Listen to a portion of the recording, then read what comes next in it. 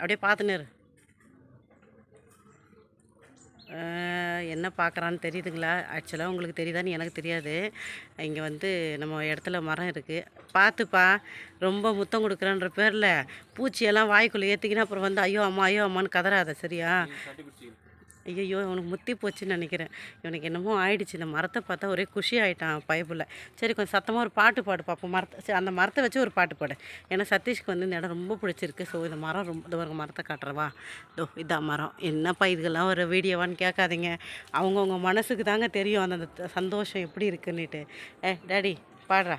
ஆசை தீர பேச வேண்டும் பரவா பரவா.